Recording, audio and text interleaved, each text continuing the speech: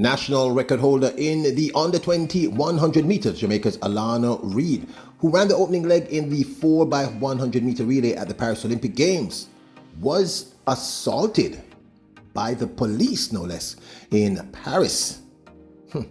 Welcome back to the channel, people. Welcome back to the channel. If this is your first time here, thank you for making it Peter Lloyd World.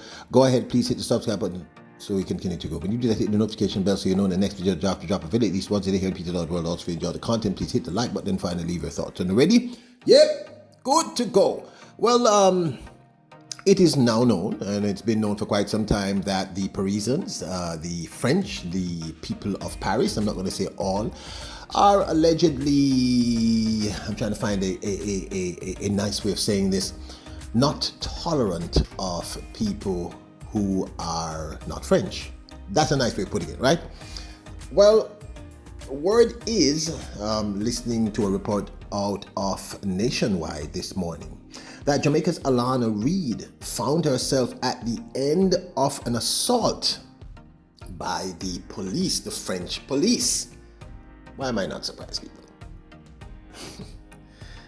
General Star. Anyway, and we saw many questionable situations unfold in Paris from the beginning of this year, and certainly throughout the Paris Olympic Games. Of course, you know, I have a tendency of saying the quiet part out loud.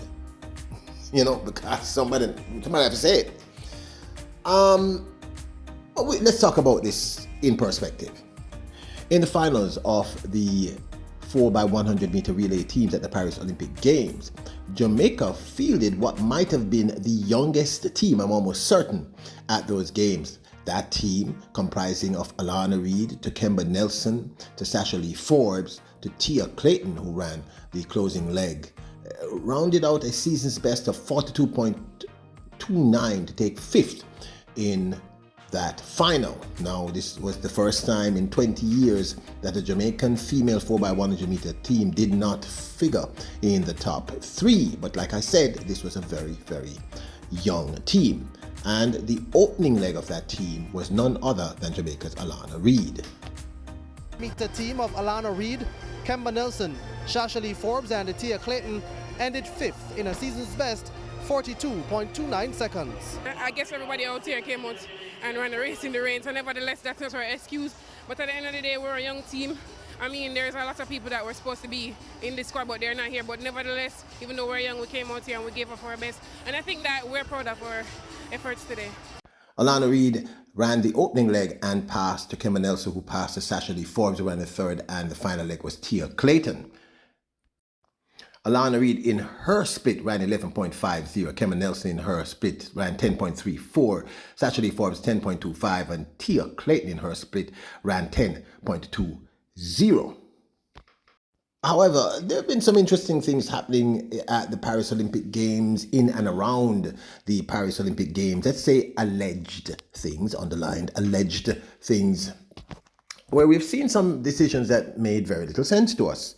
For instance, five-time 100-meter world champion Shelly Fraser-Price and Sha'Carri Richardson, current world champion, locked out of entering the village from a particular access point that they have been using for quite some time since their arrival in Paris. She said they changed the rule yesterday. Wasn't announced. They changed the rule and then not say. So you're asking all the athletes who, for whatever reason, don't stay in the village, them can't come through the gate. We came through this gate yesterday and went through security and was okay. The man said we can't go, we have to go all the way up where everybody else are enter to come back down here.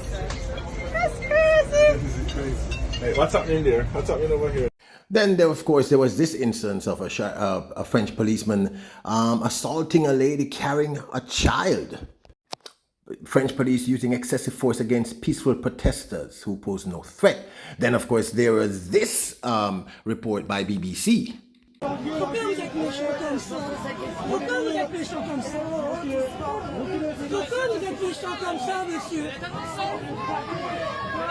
Then, of course, there was this incident of Steph Curry's wife being attacked and harassed by some French people, including the French police, it is alleged. Don't touch not your baby. I don't think she baby, okay? I don't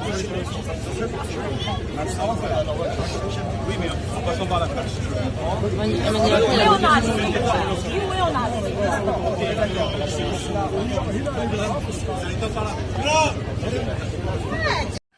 Well, this morning, listening to Nationwide News, I heard something rather disturbing. I'd heard rumors of this, but to hear it at this level brought me to a different place. Apparently, Alana Reid was accosted by the French police, where they draped her up, Jamaican parlance, meaning that they physically grabbed her in her collar, and were about to hit her with batons. Well, they had batons drawn. And apparently this has traumatized the youngster. Now, because she has the presence of mind and understood the ramifications, apparently she didn't say anything, but it is reported, it is alleged that she says she's having nightmares of being assaulted by the French police. Now, I don't know about you, and I don't want to say the quiet part out, but everybody me does show you, none of them were of a particular hue. All the people that we see problems with are people of a particular hue. Now, I've been to France a few times. Okay place, all right. And we know that the French are not known for being, as I said, courteous. They're not courteous. I'm sure I've met some courteous French people, nothing wrong with that, but all these incidents are people who have a particular profile. I'm trying to be diplomatic while saying the quiet part out loud. Now, can you imagine, this is an 18-year-old representing her country for the first time, and apparently what happened is she has to catch this bus to get to the village, and she had on her headphones, so she wasn't hearing, and she was trying to run to catch a bus because apparently there were some Jamaican athletes beckoning her to run to catch a bus. So she's running to catch the bus. Apparently, we don't know, but I would assume that the police were calling out to this young lady, and and I guess she didn't hear because she had the headphones blasting in her ear. By the way, that's something that y'all should stop doing. It's not the brightest thing to do. You can get really damaged, hurt, assaulted, all kind of things happen to you. But anyway, apparently when they intercepted her, they were so aggressive. They drew their batons, they draped her up by the collar. It was really terrifying, and it has traumatized her. It's traumatized her. I've been in some pretty interesting situations that one day, maybe if I'm in a good mood, I'll talk to you about. And it has really impacted this young lady psychologically. Now, this, of course, is my 2 cents. If you are a country that is hosting an international event that features people of every hue, every nationality, every background, then one has to deploy the most tolerant people in your country to interact with these individuals. Now, I do understand that given what has happened in France in the past in terms of terrorism and attacks, etc., this must be a heightened state of alert because, of course, there are people who would take the opportunity to hurt other people. So I understand why the police would be very vigilant, very alert. But my question is, why is it that everybody I've shown you are people who look a particular way? How come this isn't happening to other types of people? I don't remember, I have not seen any reports of any athletes from a different hue complaining of these kinds of situations happening. I'm not a French diplomat, so I can speak my mind. And I get it. So I get it's a delicate balance. But to drape up a little pitney, a young lady, 18 years of, there's no reason to pull your baton. She's not carrying a firearm. She's tiny. Alana is tiny. So 2 or 3 policemen, they don't need to pull batons to restrain her. That is not even slightly necessary.